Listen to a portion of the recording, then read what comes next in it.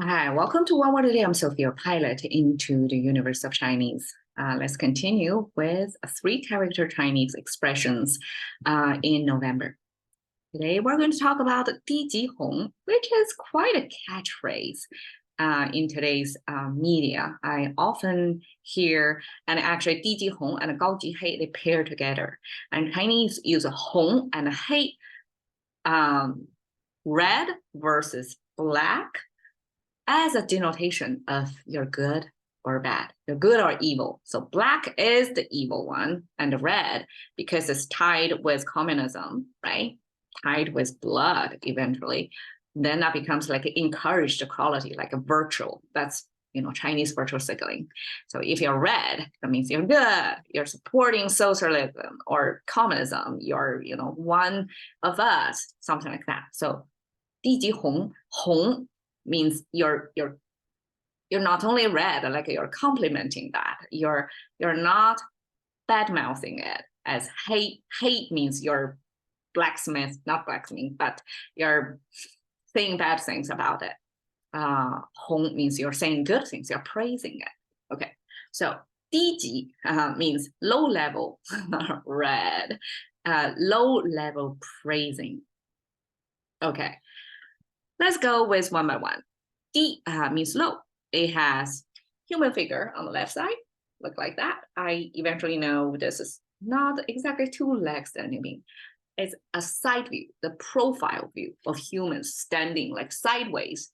So this is the back of the body, and then this is the arm kind of doing this. So this is the back, this is the front. So it's a side view of human figure. And when it has the arm like that in the front, I feel it's kind of a submissive posture of humans. And that's probably culturally encourage your existence. Like you have to be in submission, look like that. Anyways, then the right side, not only is a sound maker, it means low. And why it becomes low? It looks like this is something floating down to the low ground, right? If you see in the frame of Chinese, this horizontal line is closer to the bottom of the frame. That means ground level. When we have top line, that means sky. So that's where we're operating. That's the space. So this is ground level, flowing there. But this character itself has this meaning of secondary wife or mistress in Chinese culture. So Chinese ancient times, polygamy is institutionalized as the right way to do it. So men who are well-to-do enough, well-established enough, can support multiple women in a household. So the head count, the family structure back then was different. So there would be the wife, the officially married, mostly people from the same class. And then the other women are more like mistresses, just for giving more heirs to the man, in case the wife cannot do it. So it's a double insurance for the man, or just simply for the wife gets older, younger, fresh faith and blood in the family line.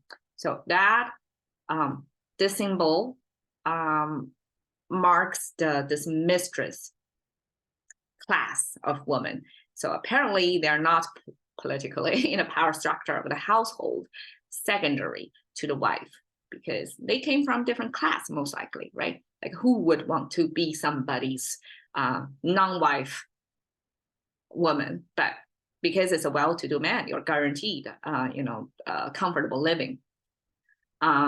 So this character symbolizes such status, social status of mistresses in a household, and they are the lower level, in a power structure of a household, and also they're pointing downward toward the ground. That means going even lower. So it's kind of a humble, right? Humbling, lower pointing, and together with the human figure, on the left side, together, that means low. So I guess it's almost social statusly low.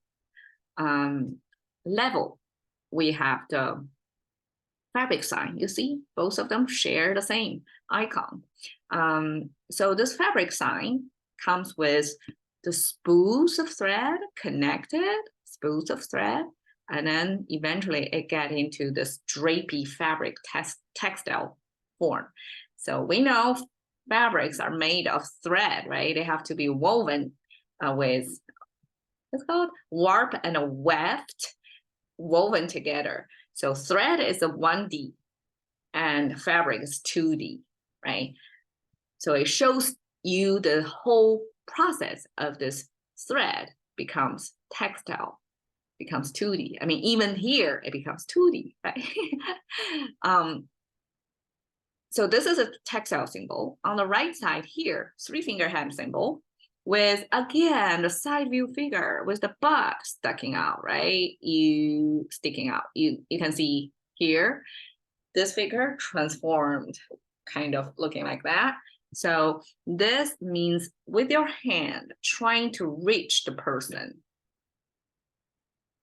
It could be a tap on the shoulder, something like that. I don't exactly know. According to scholars, that signifies, I mean, the whole character on the right side means reaching out to another person. So I guess reaching out to the back of that person, kind of tap, maybe. So this reaching out together with the fabric symbol, it means level. So in the ancient times, fabric making was a household level cottage industry almost, right?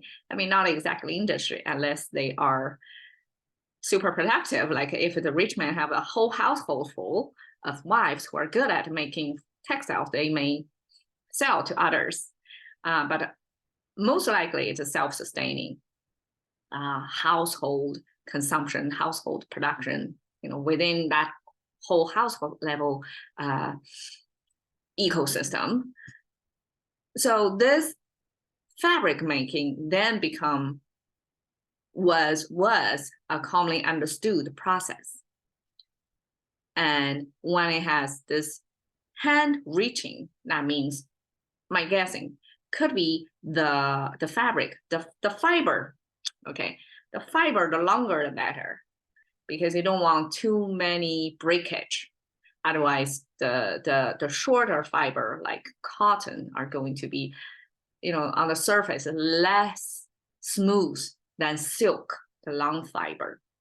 So Chinese prefer luxurious feeling, silky feeling. So that's the preferred fabric. I mean, preferred long strand of fiber.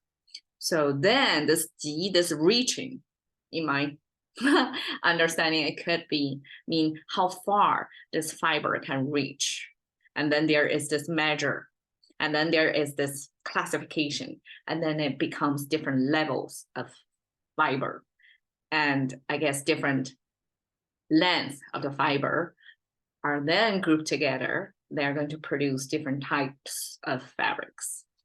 That's level. Extending eventually from the textile making small domain to everything else. It becomes this gradation, this level. Okay, so here we're talking about low level. Hong, we have the fabric again, and on the right side is a tool. I would imagine it's an ancient civil engineer tool. When they build a house, they have to make sure the walls of the house are standing perpendicular to the ground level so that things are not slanted, not going to easily collapse that way. If you're stacking up straightly, perpendicular to the ground, it's less, less toppleable, so to speak. So this is the thing, the tool they use to make such straight perpendicular corners. And I guess eventually this perpendicular marking tool used as the tool in general for craftsmanship. Then next to textile. Somehow becomes red. So that's a mystery. I don't know why. Why that's related to red. One is textile craftsmanship. That becomes red. That's some dot jumping I cannot connect right now. But in any case, red in culturally, Chinese would say it's something virtuous, something good. So when you are virtuous something, it becomes a verb, action. That means you're praising something, complimenting something, singing highly of something. So 低级红 means, well, I'm just putting the red color in there. I translate it as lowbrow sarcasm because this is a phenomenon, especially on the digital age. Chinese people may verbalize their humor, not exactly attacking the government because that's not the way to go to approach it. So what I did is they go along the narrative of the official government authorized or the government state-owned media storyline, and they tell the story to the extreme to show you how ridiculous that policy is. So one example, when I'm searching of 低级红, what that is so-and-so is working like 30 days straight without a weekend, without a resting hour, didn't take a shower even.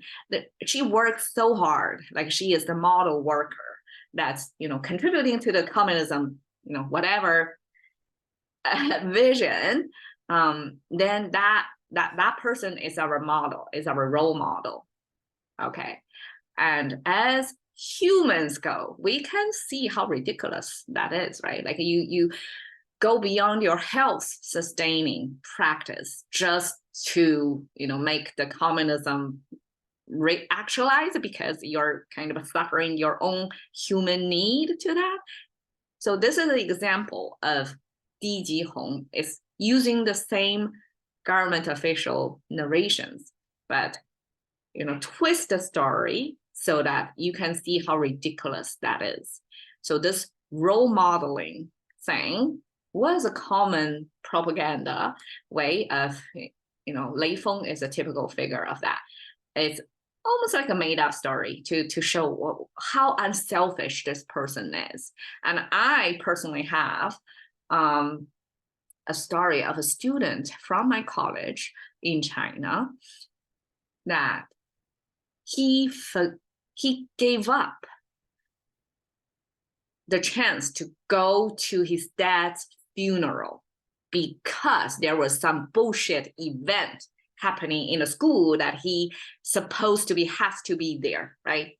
And then eventually his great deeds, his great sacrifice of, not even going to the dad's funeral, just for the sake of the school's whatever event planning, was told as if it's it's like a glorified deed, but deep down, like our students, we know it's inhumane.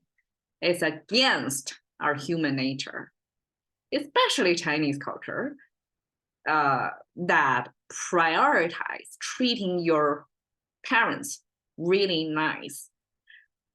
That's again against that grain of us that's embedded, culturally embedded in us. But the propaganda going the other way is dehumanizing you in a way, right? So this is a typical case of 低级红. It's as if we are singing praise of that, but then people with a normal mind will realize that's really ridiculous. So that's the Chinese way of sarcasm carried out by going along your storyline, but expose the ridiculousness of it. All right, that's 低级红, cash into the currency of thinking by one word a day with Sophie. See you another day.